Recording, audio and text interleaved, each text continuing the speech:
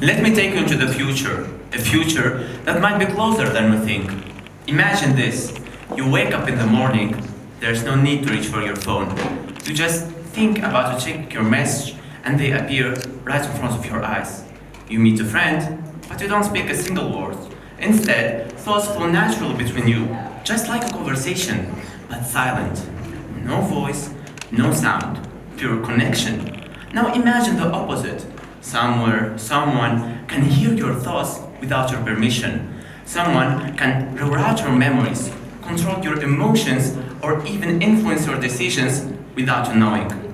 This sounds like science fiction, but it's not. Right now, companies like Neuralink, Synchron, and Kernel are building brain-computer interfaces, devices that connect the human brain directly to technology. Science are experimenting with ways to read thoughts, send comments from the brain to machines, and even change the way we feel. For some people, this is a dream come true, a technological revolution that could change lives. For others, it's a nightmare, a tool that could destroy privacy, identity, and even free will. So today, I want to ask you a difficult but necessary question. Should we have access to each other's thoughts? This is no longer a question for the distant future. It's a question for now. And the answer could shape the future of our mind and our humanity. Let's begin with the promise of this technology, because in many ways, it's beautiful. Millions of people around the world suffer from conditions that make it hard or even impossible to move, speak, or remember. Neurotechnology is already changing that. In 2021, research at Stanford University helped a paralyzed man communicate again.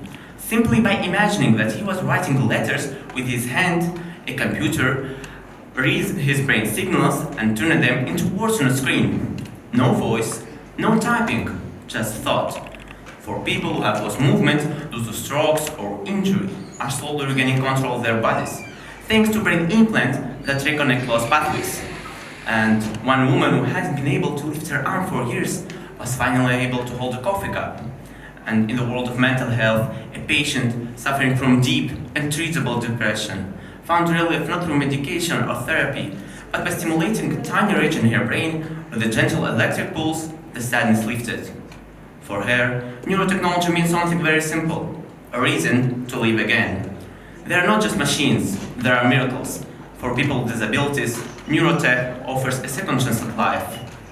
But the possibilities go beyond healing. Some science and tech visionaries believe we are close to enhancing the human brain itself. Imagine being able to download knowledge the same way we download apps.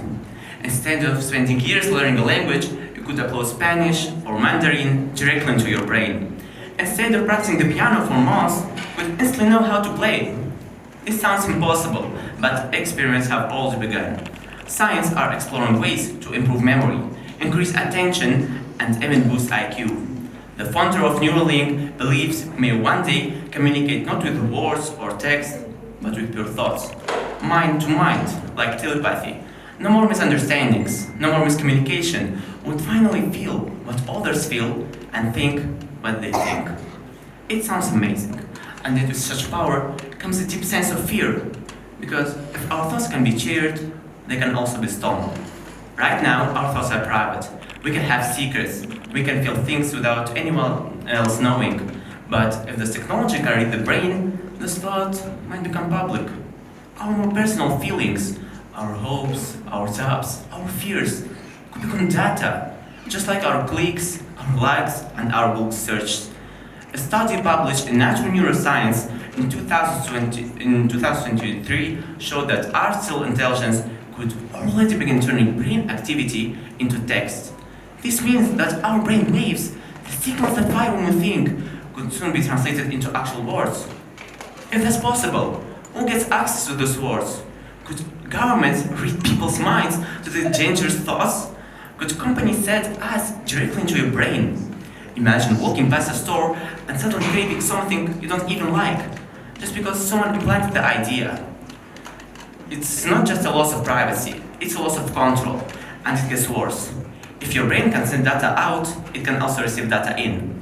This opens the door to something ever more dangerous, hacking the human brain.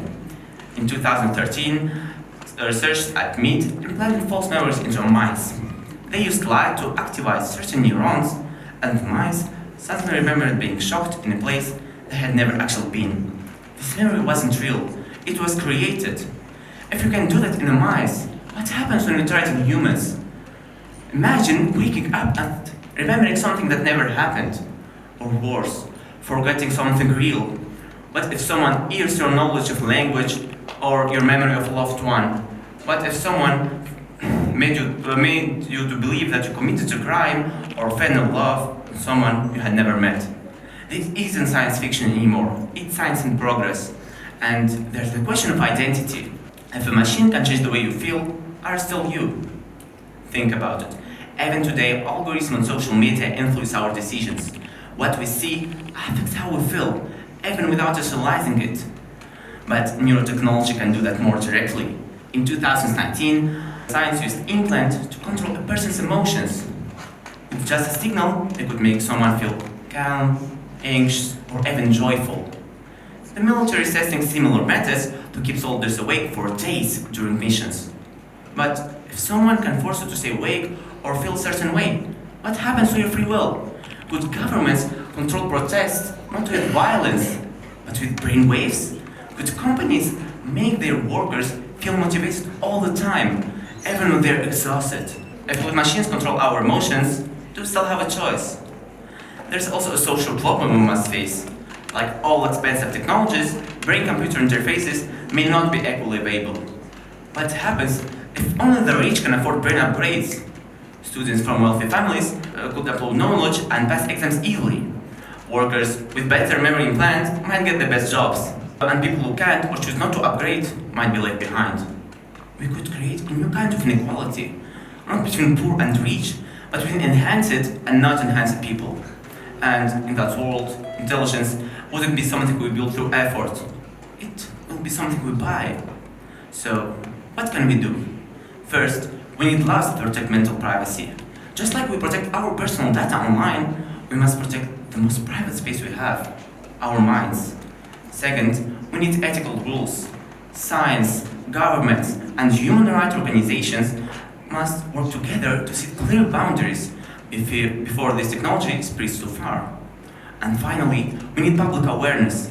This is not just a topic for experts, it affects all of us, students, teachers, parents, and future generations. If we don't understand the risks now, we may not be able to stop them later. So I leave you with this question. If you could read and control our minds, will we still be human? The line between humanity and technology is disappearing fast, but we still have a choice. We can decide to use this technology, to use this power for healing, learning, and connection. Or we can allow it to be used for control, manipulation, and inequality. Will we control the technology, or will it control us? Because once we open the door to our minds, we may not be able to close it again. Thank you.